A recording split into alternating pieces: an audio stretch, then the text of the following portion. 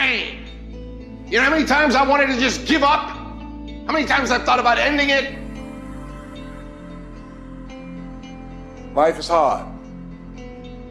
Easy, it's not an option. But it's worth fighting. It's worth believing. It's worth giving yourself a chance. It's worth mustering yourself up, standing up inside yourself. It's worth fighting relentlessly, never giving up. It's worth fighting a good fight. It's worth being around motivated, positive people. It's worth being up-tempo. It's easy to have faith and feel good when you're feeling good and you have no pain and your bills are paid and you got a clean bill of health from the doctor. It's easy to be motivated then. But when that's not the situation, it's hard. When you look in the mirror and you don't see the person that you once saw. It's hard. I know it's hard, but do it hard. You got to go all the f in. When there's a will, there's a way, and there's always a way. When you're committed, you don't care about the facts. You don't care about the odds. You don't care about the opinions of others. The only thing you care about is making it through to the other f***ing side. No matter what it takes. You just got to keep searching, keep fighting, keep hammering, keep failing, keep trying, keep getting back up again, and stop at nothing to reach it. You gotta have mental toughness. You don't give up on me. You don't quit on me. You man up. You woman up. You get your life back. You get your family back. I need you to have mental toughness. When you come up against that thing, you gotta outlast it. And you gotta already have made up your mind before you get to cancer. You gotta already have made up your mind before you get to that exam. You gotta already have made up your mind when you're talking to your husband, when you're talking to your wife, when you're talking to that sickness. You gotta look at it before you even get to it. So don't you ever give up. You get to make a choice. Is failure going to break you or is failure going to make you? You get to decide. Failure doesn't. It's okay to fall. It's okay to cry. It's okay to go home. But quitting should never be an option. It's not in falling that makes us failures. It's in not getting up that makes us failures. And you get to decide if you get up or you don't get up. I can accept failure. Everyone fails at some point. I cannot accept not trying. I don't feel rejected. I tried. How do you feel rejected when you try? The person who didn't try should feel rejected. The person that didn't try should feel defeated. I tried. I don't feel rejected. I feel good about myself. I don't feel bad. I gave it 120%. You can't never feel bad when you put forth 120%. You can't let the outcomes make you feel whack. I'm not whack. I'm a warrior. I'm a problem solver. I'm not soft. I'm not weak. I don't quit. I don't give up. I don't surrender. I don't always win, but I always try.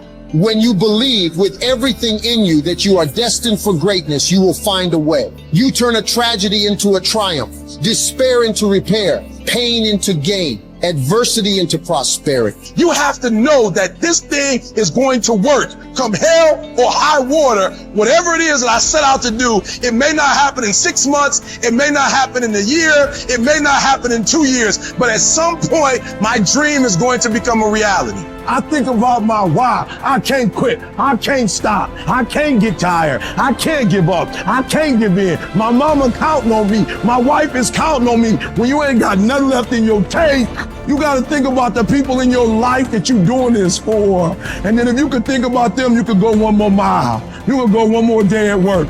You keep going. You keep studying. You keep writing. You keep singing. You keep rapping. You keep boxing. You keep fighting. You keep dribbling. You just keep on keeping on. And if you persevere, every storm that's come, it will pass.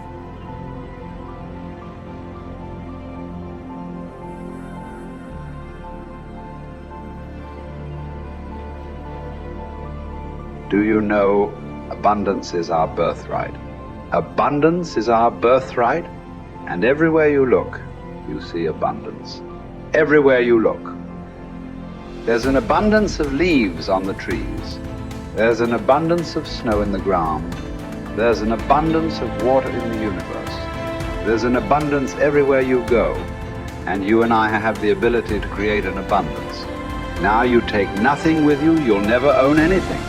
You arrive with nothing, you're going to leave the same way. It's like somebody said, you come in with no hair and no teeth, no money, that's the way you leave. But while you're here, you can enjoy an abundant life. You can have all of whatever it is you want, but you have to earn it. Now, what would abundance be in your life? What would abundance be? To one person, it may be different than to another. But understand this, it all starts in our mind. Most people are letting what they have now control how they see themselves. They let their bank account control them. They let the friends they have control them. They let their conditions or circumstance control. That's not where we want to go. We want to go inside. Everything starts from the inside out. So let's start over. Let's start over. If life isn't the way you want it now, make up your mind. You're going to start over. You're going to sit down. You're going to write out how you do want it. Now, we want abundance. We want an abundance of friends. We want an abundance of money. We want an abundance of all the good things in life that make us more comfortable and have us enjoy life to a greater degree. And you know, we can have it, but we've got to understand we can have it.